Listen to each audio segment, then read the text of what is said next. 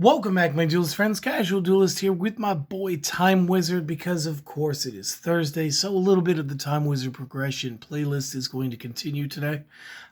We are still within the Imperial format time period, which again means that we had some cool stuff. There's a couple video game promos, McDonald's promos were legal. The first 4 sets of the game were all legal. Today we're going to do something that you could do.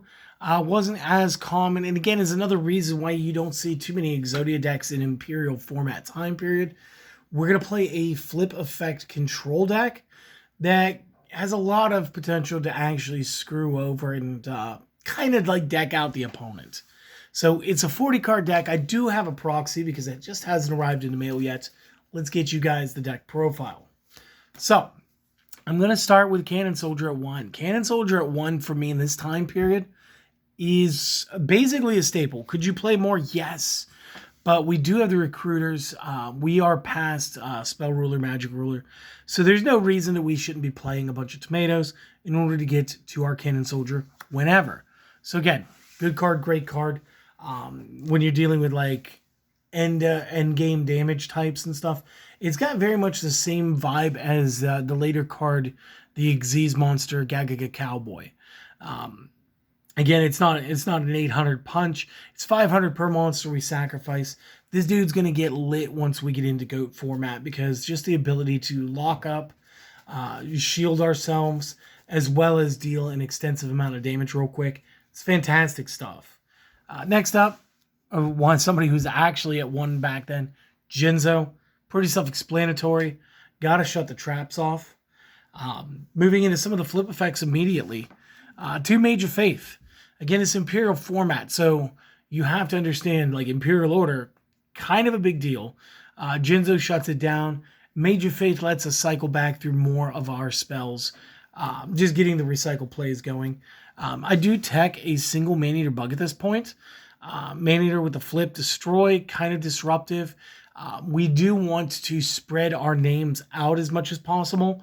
Nobleman of Crossout is definitely the enemy of decks like this, since Nobleman of Crossout is going to do stuff. Again, we'll go over that when we get to it. We do run it in our own spells, so you'll see here in a moment.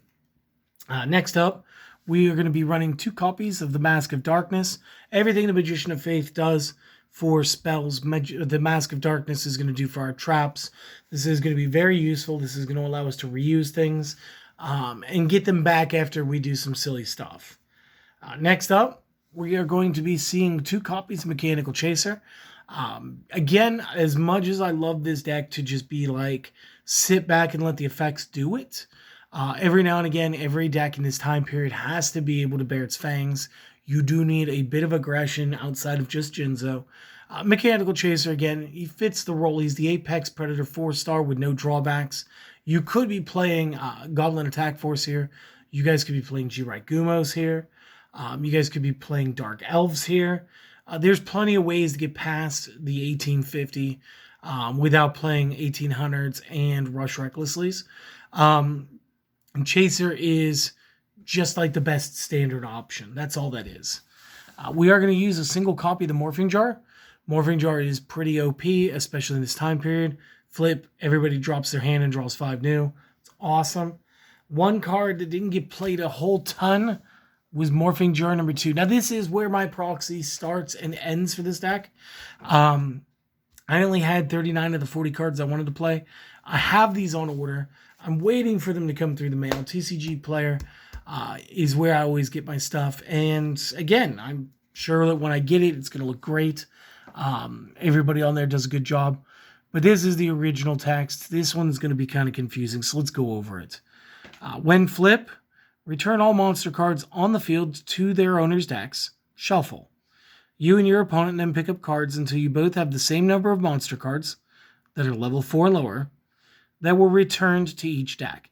So again, if I were to pick up the Jinzo does not count towards that. Only level 4 and lower. Special summon the monsters on the field in face-down defense position, and every other card that was picked up is discarded to the graveyards. So this is why it's important to have the Mask and the Magician. We're going to lose a lot of spells and traps. Luckily, the only monster we stand a chance of losing is going to be the Jinzo. But that's not the same for everybody. There were a lot of people that would be playing Fiend Mega Cyber, Jinzo, still some Summoned Skulls running around. Lots of fun stuff. Okay, continuing our monsters. We're going to continue up with 3 Mystic Tomatoes. Again, you've got to think about the versatility here. This is going to allow us to get into the Cannon Soldier. It's going to allow us to do additional copies of Tomato. In a pinch, we can go ahead and we can put the Mask of Darkness on the field. Be kind of a bad play, but it's really here for the next 3 cards. 2 copies of Sangan, 1 copy of Witch. And again, what the word is here, Sangan is going to give you a, when it goes field to discard, field to grave, gives you a monster from the deck, 1,500 attack value or less, which is everybody but Jinzo and your Chaser. And the Witch is the same effect for defense, which gives you, again, your pick of the litter. Any card in your deck is now searchable. This is why Witch is down to 1 in this time period. So again, that's our monster lineup. Morphing Jar number 2, huge disruptor in this time period. Crazy good card. Moving to the spells. We are going to play the Single Change of Heart. Again, it's good. It gets a defensive card out of our way. It allows us to decide to trigger or not trigger the opponent's flip effect. And then again, because we control it, we choose the monster and how it works. It's a good sack outlet to the Cannon Soldier. It's a good tribute outlet for the Jinzo. It's good to just do whatever we want to do with it. Okay? Single Confiscation. Again, we want to limit what the opponent's options are in the hand after we go ahead and decimate their deck a few times. Dark Hole. This deck is pretty defensive. We do want some reset button. We do have our Delinquent Duo, because again, it's Confiscation times 2. Got the Monster Reborn. Again, very needed, especially when you're talking and we're throwing away all the tributes. This means we're also throwing away the opponent's tributes.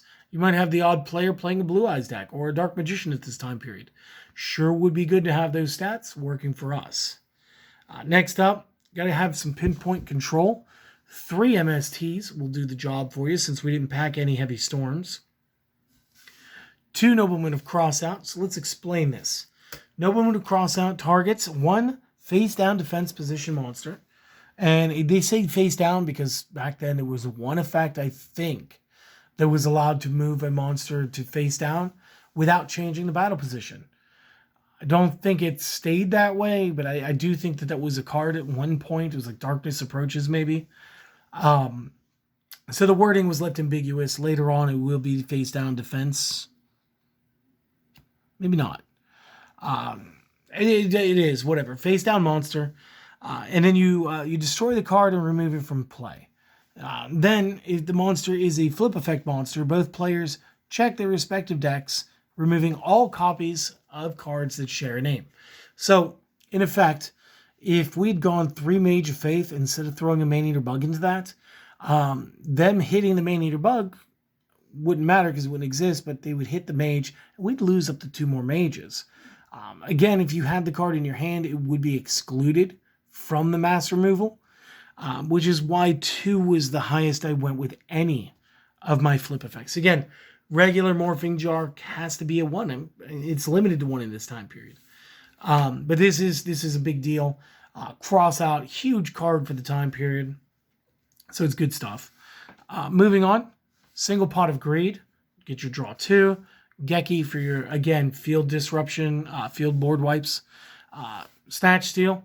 Again, we can use the monster. We have to equip it, so it has to be face up now. We cannot take a defensive wall unless it's already up. Again, we could just use the monster. We could tribute it into Jinzo, sack it out with the Cannon Soldier. There's a couple of options here. Next up, single copy of Swords. Again, kind of a weird one. This feels off considering the tempo of the deck.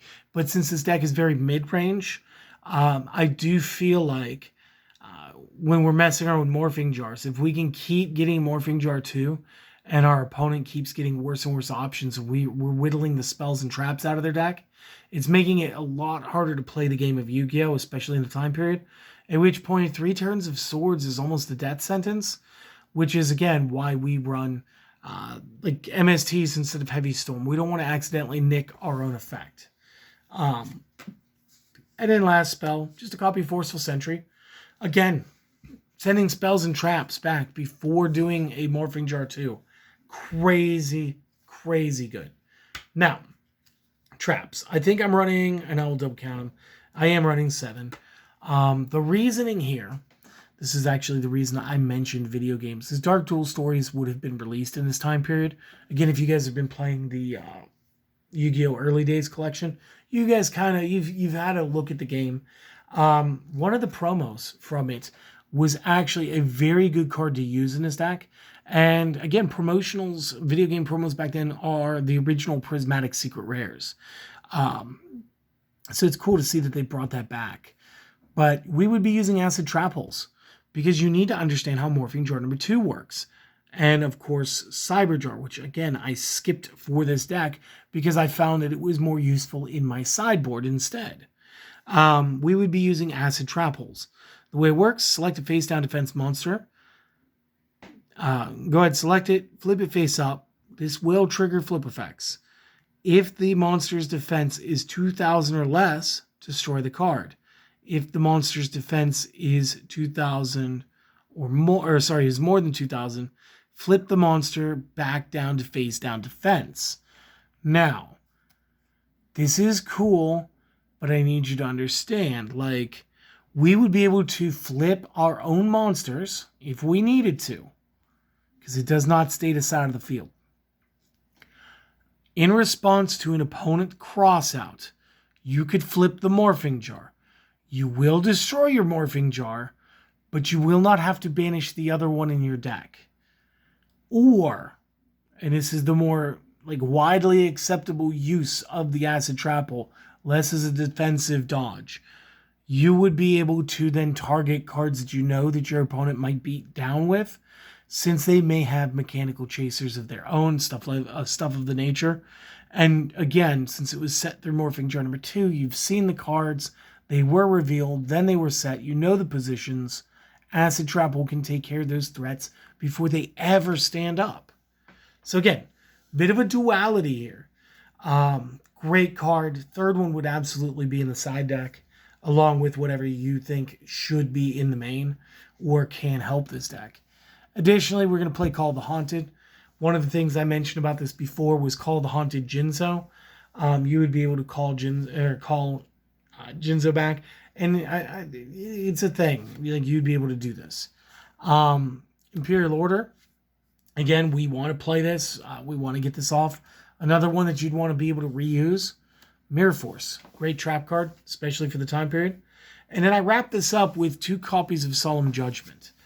And again, this feels weird, but I need you to understand. If you're sitting on a play where it's like Swords of Revealing Light's the only thing that's helping, and right now you just need to draw 2 more cards, or you don't want your opponent to Raigeki your field because all you have are all your effect monsters down with the flips, and you want to save that stuff for your turn so that you can choose the order stuff's going to resolve in, then you want to hold on to the Solemn Judgments in your deck as extra no's. I've also seen a lot of players, especially back then, Solemn Judgment wasn't as widely played. A lot of us would have been playing Magic Jammer in this spot instead. I do think the points in this time period do not matter until it's game. Until you have lethal, my hit points do not matter. Because I'm performing a strategy with this deck. This deck is realistically meant to disrupt your play so bad through flip effects that I'm going to leave you questioning everything. The Morphing Jar number 2 is a huge standout card for this. But again, like I said, if you got a bunch of effects all in a row, you might flip the Morphing Jar first, drop the hands, draw 5 new, fine. Then flip Faith after using something like Delinquent Duo. So we'll pay 2,000. I'll rip 4 of those 5 cards out of your hand, fine. Then I'll flip Morphing Jar number 2, and I know that I'm going to get at least 3 monsters back. Meanwhile, you're going to not gain any additional cards to your hand, getting back however many monsters you are. There's a potential loss for the opponent, where it will not just take away card advantage, but it could be the key cards that you actually need to win. It could be that your Magicians of Faith go. to the field or whatever. It could be that I got rid of your Raigeki or whatever. And then, of course, like I've got my Acid Trample. I'm already waiting for you. It's very strategic. It's not that I love this deck less than any other deck, but this is still not the deck I'm going to be keeping from this time period. That deck is actually under construction. I'm down by 13 cards right now, and I'm waiting for them to come in the mail. So that is that. Next week, I'm thinking we're going to do the Crab Turtle Beatdown. Because again, we did Relinquished already. It's time to update the Crab Turtle because it's just a genuinely funny deck. And since it is like the toughest of the ritual monsters, it deserves its own day. So we're going to do that next week. If you guys have enjoyed this little look down history lane or memory lane, go ahead, throw us a like, comment, maybe even a sub. But more importantly, I want you guys to enjoy your day. I want you guys to continue to enjoy the week. And hey, the weekend's just around the corner, guys. So for now, take care of yourselves, be well, and I hope to see you guys next time. Later.